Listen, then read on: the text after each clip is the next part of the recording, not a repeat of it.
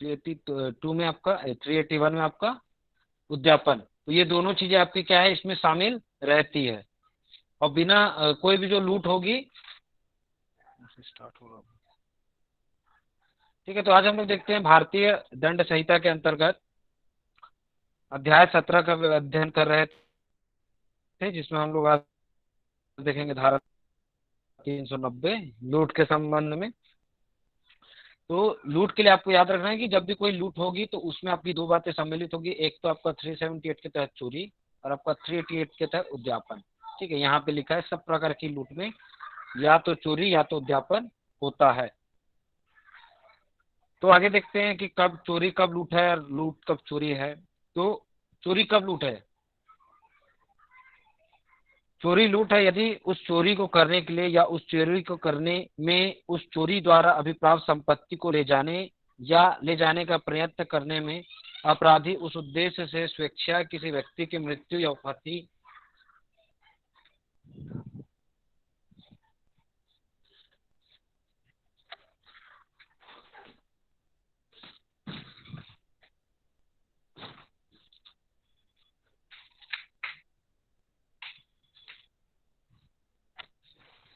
ठीक है, तो हम लोग यहाँ देख रहे थे आपका, थोड़ा सा एक सेकंड, कि जब भी चोरी की हम लोग क्या बात कर रहे हैं, अभी लूट की बात कर रहे हैं। तो लूट में क्या है कि चोरी कब लूट है? चोरी लूट है यदि उस चोरी को करने के लिए या उस चोरी को करने में या उस चोरी द्वारा अभिप्राप्त संपत्ति को ले जाने का प्रयत्न करने में अपराधी उस उद्देश्य से स्वेच्छया किसी व्यक्ति की मृत्यु या उपहति या उसको सदोष अवरोध या तत्काल मृत्यु या तत्काल उपहति का या तत्काल सदोष अवरोध का भय कारित करता है या कारित करने का प्रयत्न करता है, तो उस मामले में आपकी क्या होगी? चोरी लूट होगी। अब उद्यापन कब लूट होगी, इसको मैं समझाता हूं फिर से। उद्यापन कब लूट होगा? बोल रहा है कि उद्यापन लूट है यदि अपराधी वह उद्यापन करते समय भय में डाले गए व्यक्ति की उपस्थिति में है और उस व्यक्ति को स्वयं उसकी या किसी अन्य व्यक्ति की तत्काल मृत्यु या तत्काल उपहति या तत्काल सदोष अवरोध के भय में डालकर वह उद्यापन करता है। और इस प्रकार भय में डाले गए व्यक्ति के उद्यापन की जाने वाली चीजें उसी समय और वही प्रजत करने के लिए उत्प्रेरित करता है, तो ये चीजें आपकी क्या हो जाएगी? लूट हो जाएगी। स्पष्टीकरण देखोगे, अपराधी का उपस्थिति होना कहा जाता है यदि वह उस अन्य व्यक्ति को तत्काल मृत्यु के, तत्काल उपहति के या तत्काल सदोष अवरोध के भय में डालने के पर्याप्त रूप से निकट हो। तो हम लोग इसको समझने का प्रयास करते हैं थोड़ा अच्छे से कि चोरी कब लूट होगी। इसको देखते हैं सबसे पहले कि आपको ये बातें समझ आ गई कि जब भी हम ये जो आपको दोनों चीजें हैं, लूट में क्या होगा कि लूट हमेशा क्या होती है, या तो वो चोरी होगी या तो आपका क्या होगा, वो उद्यापन होगा। ठीक है, तो लूट में क्या है, दोनों चीजें आपकी शामिल रहती है। चोरी का जो विस्तृत जब भाव आएगा तो वो लूट हो जाएगी। जैसे कोई व्यक्ति किसी अन्य सामने वाले व्यक्ति को गन दिखाता है, बोलता है चलो जितना जो भी आपके पास मूल्यवान संपत्ति है वो मुझे को दे दो। तो ये कार्य क्या हुआ, वो चोरी तो कर रहा है लेकिन वो चोरी का विहितम दृष्ट है, तो उसमें क्या है, उससे वो उस संपत्ति को प्राप्त करने का प्रयास कर रहा है। तो यहाँ पे चोरी का जो कार्य होगा वो लूट में हो जाएगा। तो देखिए इसमें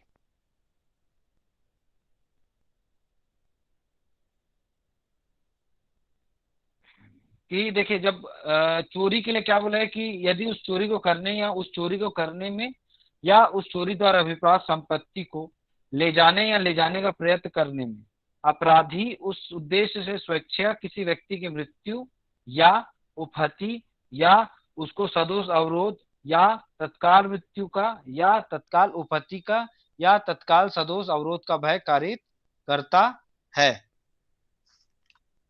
या कार्य करने का प्रयत्न करता है। तो यहाँ पे आपको देखना है कि क्या है, चोरी तो हो रही है, तो चोरी के लिए आपको क्या बताया था मैं, 5 आवश्यक चीज जो चीजें होती है वो कार्य होगा तो आपका चोरी हो जाएगा, है ना। लेकिन यहाँ पे क्या है कि चोरी का प्रयत्न करने में या उसको संपत्ति को प्राप्त करने के प्रयत्न में क्या हो रहा है कि उस उद्देश्य से स्वेच्छा किसी व्यक्ति की मृत्यु या उपहति या सदोष अवरोध या तत्काल मृत्यु या तत्काल उपहति। तो आपको यहाँ याद रखना है कि यहाँ पे तत्काल उपहति जैसी चीजें होनी चाहिए। कोई भी चीज जब भी चोरी हो रहा है या कैसी कोई संपत्ति का लिया जा रहा है, ठीक है, सदोष अभिलाभ प्राप्त किया जा रहा है, तो ऐसी स्थिति में क्या है कि वह घोर उपहति, मृत्यु उपहति या सदोष अवरोध का आसन्न भय होना चाहिए। ठीक है, दूसरा है कि उसमें हिंसा या बल का प्रयोग स्वेच्छा किया गया होना चाहिए। ठीक है, और उसके बाद आपका, तो वो चीजें आपकी क्या हो जाएगी, लूट की बातें शामिल हो जाएगी इसमें। फिर उद्यापन बोलता है कि उद्यापन कब लूट है, उद्यापन लूट है यदि अपराधी व उद्यापन करते समय भय में डाले गए व्यक्ति की उपस्थिति में और उस व्यक्ति को स्वयं उसकी या किसी अन्य व्यक्ति की तत्काल मृत्यु या तत्काल उपहति या तत्काल सदोष अवरोध के भय में डालकर वह उद्यापन करता है।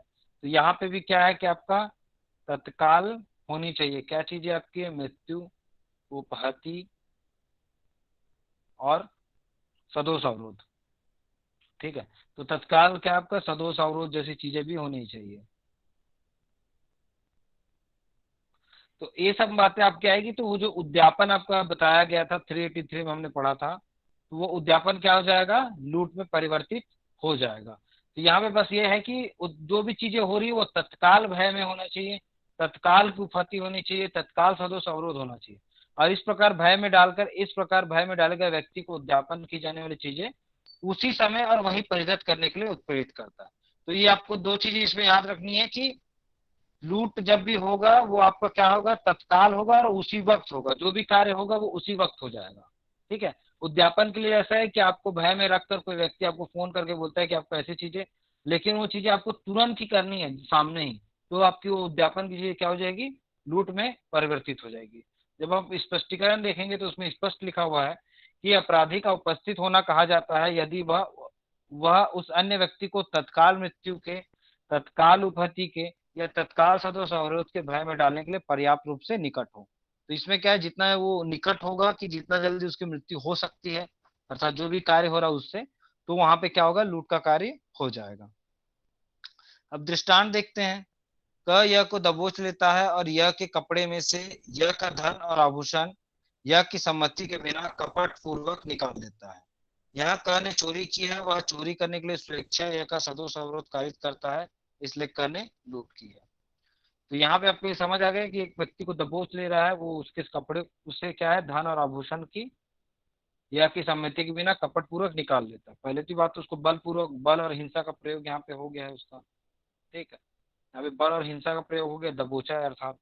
तो यहाँ पे क ने चोरी तो की है, लेकिन वह चोरी करने के लिए जो स्वेच्छा सदोष अवरोध कारित किया है, ठीक है, उसको क्या है, अगर उसकी सहमति के बिना उसके कब्जे से उस चीज को लेता, ठीक है, वो तो ले ही रहा है, लेकिन यहाँ पे क्या कर रहा है कि वो उसको सदोष अवरोध कारित कर रहा है। सदोष अवरोध कैसे कर रहा है, उसको दबोच कर। ठीक है, तो ऐसी स्थिति में क्या होगा, उसका जो किया गया कार्य क्या हो जाएगा, आपका लूट हो जाएगा। फिर आगे देखते हैं। खा क्या कहता है कि क यह को राजमार्ग पर मिलता है, एक पिस्तौल दिखलाता है और यह की थैली मांगता है। परिणाम स्वरूप यह अपनी थैली दे देता है। यहाँ यह क ने यह को तत्काल उपहति का भय दिखलाकर थैली उद्यापित की है और उद्यापन करते समय वह उसकी उपस्थिति में है, अतः क ने लूट की है। तो क्या है कि एक, ये भी, ये जो आपका दृष्टांत है वो किसके बारे में, कि क को राजमार्ग पर मिलता है और पिस्तौल दिखलाता है, कि उसको राजमार्ग में मिला, उसको पिस्टल दिखलाया और यह की थैली मांगता है। परिणाम स्वरूप यह अपनी थैली दे देता है।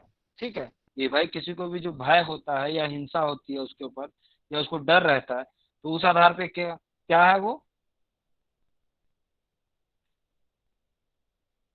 अपनी जान को बचाने के लिए क्या है, वह उसको वो थैली उद्यापित, अ, यहाँ कर्ण ने जो तत्काल उपहति का भय दिखलाकर थैली उद्यापित किया, मतलब उसे लिया है, तो वहां पे उद्यापन करते समय उसकी जो उपस्थिति में है, तो क ने वहां पे क्या किया, लूट की है। फिर ग देखते हैं कि क राजमार्ग पर यह और यह के शिशु से मिलता है। क उस शिशु को पकड़ लेता है और धमकी देता है कि यदि यह उसको अपनी थैली परिधत नहीं कर देता तो वह उस शिशु को कगार के नीचे फेंक देगा। परिणाम स्वरूप यह अपनी थैली परिधत कर देता है। यहाँ क ने यह को भयभीत करने के लिए वह शिशु को जो उपस्थित है तत्काल उपहति करेगा यह से उसकी थैली उद्यापित की, इसलिए क ने क्या किया यहाँ पे, लूट किया है।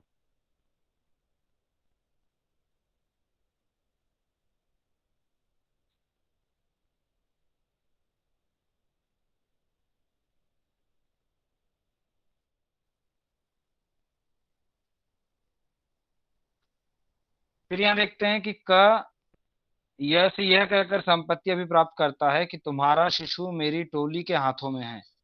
यदि तुम हमारे पास 10,000 रुपए नहीं भेज दोगे तो वह मार डाला जाएगा। यह उद्यापन है और इसी रूप में दंडनीय है, किंतु यह लूट नहीं है जब तक कि यह उसके शिशु की तत्काल मृत्यु के भय में न डाला जाए। ठीक है, तो यहाँ पे क्या है कि तत्काल मृत्यु का भय नहीं है, इस वजह से क्या हो जाएगा, ये केवल उद्यापन की श्रेणी में आएगा। तो यहाँ पे जो अपराध होगा वो आपका क्या हो जाएगा, उद्यापन होगा, ना कि लूट में माना जाएगा। तो इसी में एक हम लोग मामला देखते हैं, हरीश हरिश्चंद्र वर्सेस उत्तर प्रदेश राज्य। ठीक है, ये हरिश्चंद्र वर्सेस उत्तर प्रदेश राज्य का जो मामला था 1976 का। ठीक, तो इसमें क्या हुआ था कि दो अभियुक्तों में से एक ने क्षतिग्रस्त व्यक्ति को की घड़ी चलती ट्रेन से झपट ली। ठीक है, दो व्यक्ति थे, उन्होंने एक व्यक्ति की क्या है, एक जो क्षतिग्रस्त व्यक्ति अर्थात जो थोड़ा सा दुर्घटनाग्रस्त व्यक्ति था की घड़ी क्या की, चलती ट्रेन में झपट ली। और जैसे ही वो घड़ी लेकर एक अभियुक्त रेल से उतरने वाला था तो छत्तीसगढ़ व्यक्ति ने शोर मचाया, जिस पर दूसरे अभियुक्त ने छत्तीसगढ़ व्यक्ति को थप्पड़ मारा। न्यायालय ने निर्धारित किया कि अभियुक्त द्वारा कारित उपहति चोरी से प्रत्यक्ष संबंधित थी, क्योंकि वह चोरी का माल गाड़ी ले जाने को सुगम बनाने के कारित की गई थी।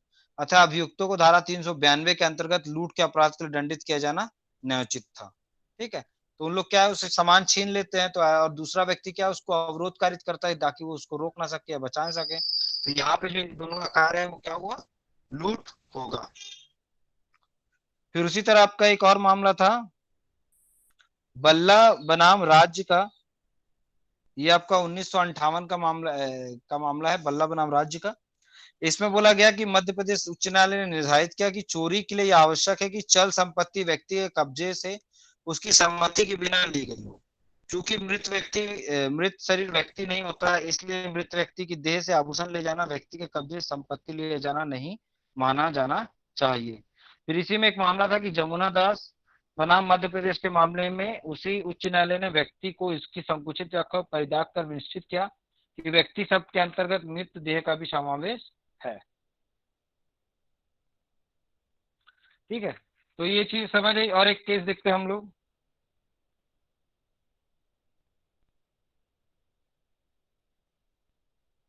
सिकंदर बनाम राज्य का मामला था 1984 का।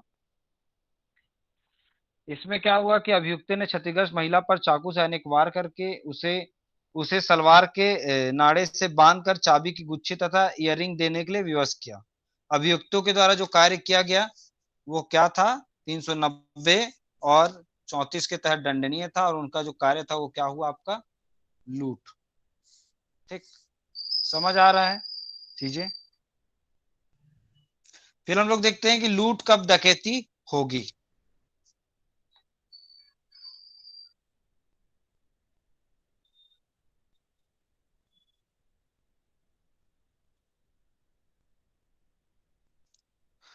थोड़ा सा देख लेते हैं, 392 में आपका लूट के लिए दंड के बारे में बताया कि जो कोई लूट करेगा वह कठिन कारावास से, जिसकी अवधि 10 वर्ष तक की हो सकेगी, दंडित किया जाएगा। तो यहाँ पे आपको देखना किस भांति का कारावास, कठिन कारावास, अवधि क्या होगी, 10 वर्ष की होगी, और जुर्माने से दंडनीय होगी।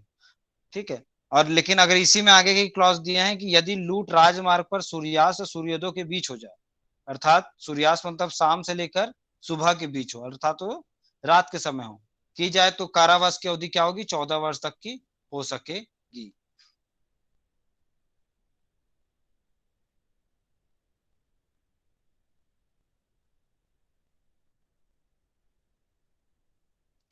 अब देख लेते हैं यहाँ पे डकैती के संबंध में, कि डकैती आपका बताया गया है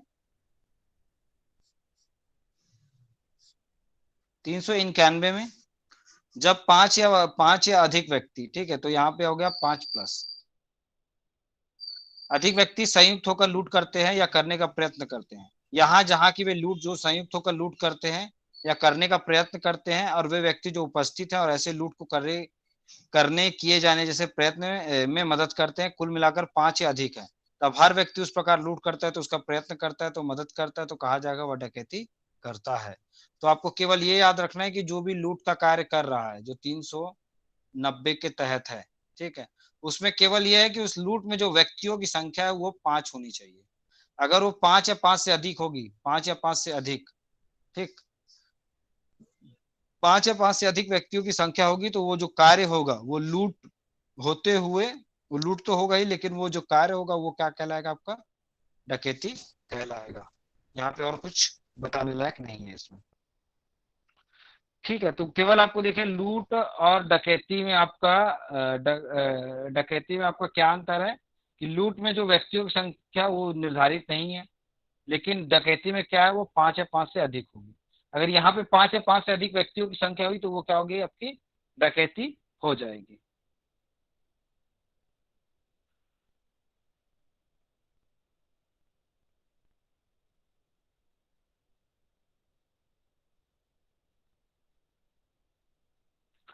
और जो डकैती का कार्य होता है ये याद रखिएगा, डकैती का आशय, उसकी तैयारी, उसका प्रयत्न और उसका पूर्ण हो जाना, सारी चीजों के लिए आपको क्या है, दंडनीय उसको माना जाता है। चारों अवस्थाओं को दंडनीय माना गया है, क्योंकि जब भी आपका डकैती करने के लिए क्या है, 5 या 5 से अधिक लोग इकट्ठे होंगे तो उनका आशय तो विधि विरुद्ध होगा ही।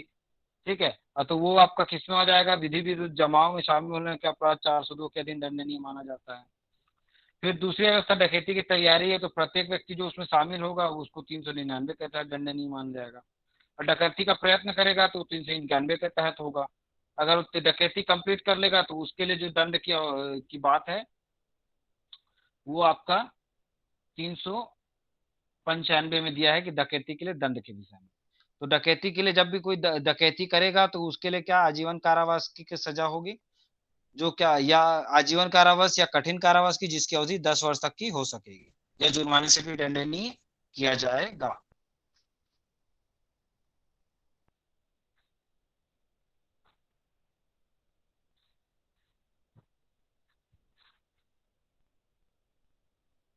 ठीक है, तो फिर अभी देखते हैं लूट का प्रयत्न के बारे में जो बताया, 393 बताया कि जो हमने लूट पढ़ा 390 में उसी के प्रयत्न के विषय में।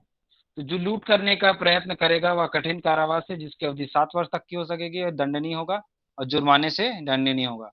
यहाँ भी आपको याद रखना है कि यहाँ पे है कठिन कारावासी लिखा है। ठीक है, तो जो कारावास का जो प्रकृति होगा वो कठिन होगा और 7 वर्ष, ठीक है, 7 ईयर्स पनिशमेंट होगी। तो 7 ईयर्स तक की पनिशमेंट हो सकती है। फिर लूट करने में स्वेच्छा उपहति कारित करना, 394 जो आपको बताता है लूट करने में स्वेच्छा उपहति कारित करने के बारे में। तो ये जिसमें बोला यदि कोई व्यक्ति लूट करने में या लूट का प्रयत्न करने में स्वेच्छा उपहति कारित करेगा तो ऐसा व्यक्ति और जो कोई अन्य व्यक्ति ऐसे लूट करने में या लूट का प्रयत्न करने में संयुक्त तौर पर संपृक्त होगा, वह आजीवन कारावास से या कठिन कार्य से जिसकी अवधि 10 वर्ष तक की हो सकेगी दंडित किया जाएगा और जुर्माने से दंडनीय नहीं होगा। तो यहाँ पे आपको याद रखना है कि ये क्या है आपका, लूट करने में स्वेच्छा उपहति कारित करना। ठीक है, तो स्वेच्छया उपहति,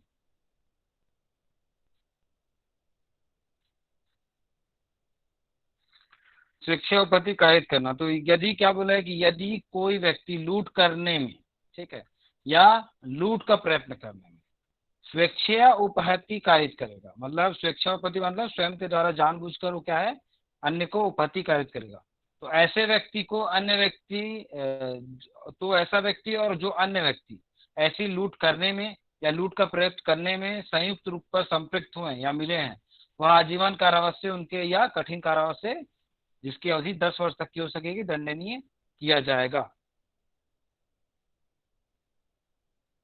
इसमें एक आपको एक मामला नोट कर लीजिए आप लोग।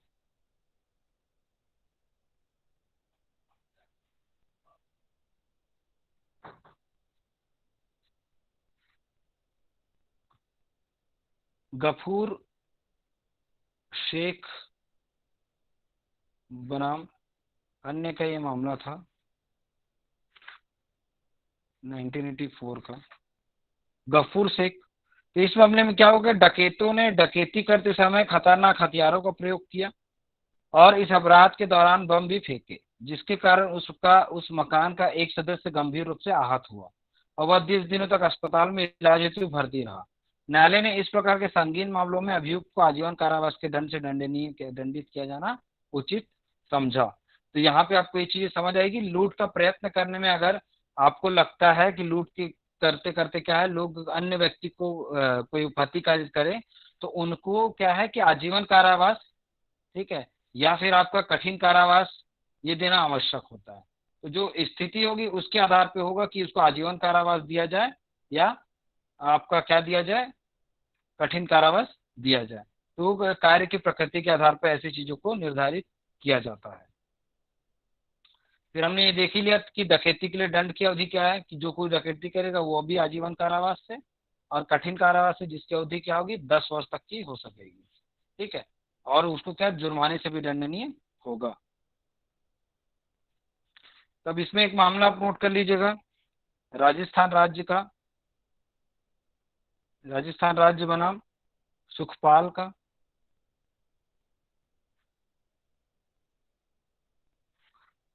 राजस्थान राज्य बनाम सुखपाल सिंह का ये मामला था 1983 का।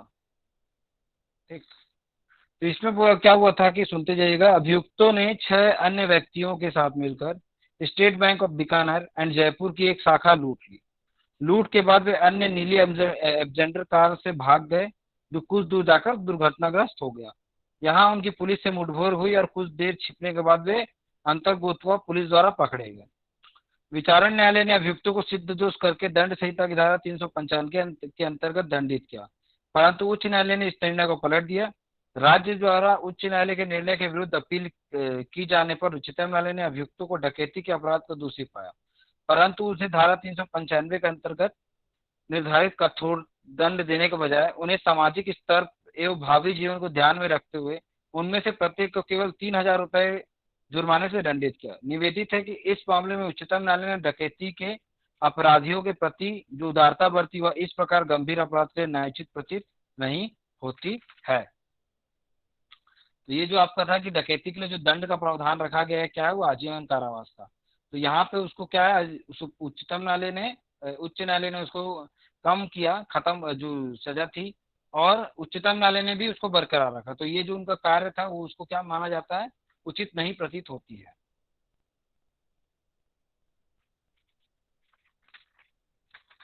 फिर हम लोग आगे देखते हैं कि हत्या सहित डकैती। तो आपके जो 396 क्या है कि डकैती का जो कार्य हो रहा है उसमें क्या किया जाता है, घोर उपैती के तहत क्या है, सामने वाले किसी व्यक्ति की हत्या कर दी जाती है। तो यदि ऐसे 5 या 5 से अधिक व्यक्ति में से जो संयुक्त होकर डकैती कर रहे हो, यदि एक व्यक्ति इस प्रकार डकैती करने में हत्या कर दे, तो उन व्यक्तियों में से हर व्यक्ति मृत्यु से, आजीवन कारावास या कठिन कारावास से, जिसकी अवधि 10 वर्ष तक की हो सकेगी, दंडित किया जाएगा, जुर्माने से भी दंडनीय होगा। तो जो डकैती का कार्य हो रहा है 5+ लोगों के द्वारा, उसमें से कोई व्यक्ति क्या कर रहा है, हत्या कारित कर दे रहा है, तब उनके लिए कैसा है कि व्यक्ति को जो दंड होगा वो मृत्यु दंड, आजीवन कारावास या कठिन कारावास जिसकी अवधि 10 वर्ष तक की हो सके इसे दंडित किया जाएगा। फिर देखते हैं 397, मृत्यु या घोर उपैती कारित करने के प्रयत्न के साथ लूट या डकैती। यदि लूट या डकैती करते समय अपराधी किसी घातक आयुध का उपयोग करेगा या किसी व्यक्ति को घोर उपहति कारित करेगा या किसी व्यक्ति की मृत्यु कारित करने या उसे घोर उपहति कारित करने का प्रयत्न करेगा, तो वह कारावास जिसकी अवधि अपराधी दंडित किया जाए वह 7 वर्ष से कम का नहीं होगा। तो यहाँ पे क्या है, हत्या के अलावा की बात है, मृत्यु या घोर उपहति कारित करने का प्रयत्न की बात है कि प्रयत्न के साथ क्या है, लूट या डकैती, तो उसमें जो अवधि होगी वो आपकी 7 वर्ष से कम नहीं होगी। फिर आगे देखते हैं कि घातक आयु से सज्जित होकर लूट या डकैती करने का प्रयत्न। यदि लूट या डकैती करने का प्रयत्न समय अपराधी किसी घातक आयु से सज्जित होगा, तो वह कारावास जिससे ऐसे अपराधी दंडित किया जाएगा 7 वर्ष से कम नहीं होगा। फिर आपका 399 है, जो कोई डकैती करने के लिए कोई तैयारी करेगा कठिन कारावास से जिसकी अवधि 10 वर्ष तक की हो सकेगी, दंडित किया जाएगा, जुर्माने से भी दंडनीय होगा। फिर आपका 400 है कि डाकुओं की टोली का होने के लिए दंडित। ठीक है, डाकुओं की टोली मतलब जो डकैत है उनकी टोली में टोली का होने के लिए दंड की सजा है कि उसकी टोली में शामिल कोई व्यक्ति होता है तो उसके लिए किस प्रकार की सजा होगी। तो जो कोई इस अधिनियम में पारित होने के पश्चात किसी भी समय ऐसे व्यक्ति की टोली का होगा जो अभ्यास डकैती करने के प्रयोजन से संयुक्त हो, वह आजीवन कारावास से या कठिन कारावास से, ठीक है यहाँ याद रखें, कठिन कारावास आजीवन कारावास, जिसकी अवधि 10 वर्ष तक की हो सके, दंडित किया जाएगा, जुर्माने से भी दंडनीय होगा। फिर देख लेते हैं दो और सेक्शन बचे हैं इसमें कि 401 है चोरी की टोली होने के लिए दंड। तो सारी चीजें आपको देखिए, मेन जो आपकी चीजें हैं वो चोरी, उद्यापन और लूट है और डकैती है। उसके बाद उसकी जो विस्तृत जो उसका अपराध का जो विस्तृत अवधि होगी या जो उसकी प्रकृति होगी उसके आधार पे अलग अलग दंडों की व्यवस्था की गई है। तो उसी में सारी चीजें, इससे जल्दी जल्दी इसको देख लेते हैं। 401 कहता है कि चोरी की टोली का होने के लिए दंड। तो जो कोई इस अधिनियम में पारित होने के पश्चात किसी भी समय ऐसे व्यक्तियों को किसी घूमती फिरती या अन्य टोली का होगा जो अभ्यास चोरी या लूट करने के प्रयोजन से संयुक्त हो और वह टोली ठगों या डाकुओं की टोली ना हो, वह कठिन कारावास है जिसकी अवधि 7 वर्ष तक की हो सकेगी, दंडित किया जाएगा। तो यहाँ पे आपको रखना है कि वह टोली ठगों और डाकुओं की टोली ना हो, ठीक है। तो ठग, क्योंकि ठगों के लिए आपको ठग का बताया गया सेक्शन 310 में, ठीक है। और आपका ये डाकुओं की टोली ना हो तब इसको, केवल वो जो टोली होगी वो चोरी या लूट करने के प्रयोजन वाली होगी। तो उसमें अगर कोई व्यक्ति टोली का होता है तो उसको दंडित किया गया 401 से। फिर 402 आपका है डकैती करने के प्रयोजन से एकत्रित होना। तो यहाँ पे क्या है कि कोई इस अधिनियम में पारित होने के पश्चात किसी भी समय डकैती करने के प्रयोजन से एकत्रित 5 या अधिक व्यक्तियों में से एक होगा, वह कठिन कारावास है जिसकी अवधि 7 वर्ष तक की हो सकेगी, दंडित किया जाएगा, जुर्माने से भी दंडनीय होगा। तो आपका जो जो आपका ये चोरी के विषय में था वो 378 से लेकर 402 तक में कंप्लीट हो जाता है। अब आगे की जो चीजें हैं उसको हम लोग कल देखेंगे।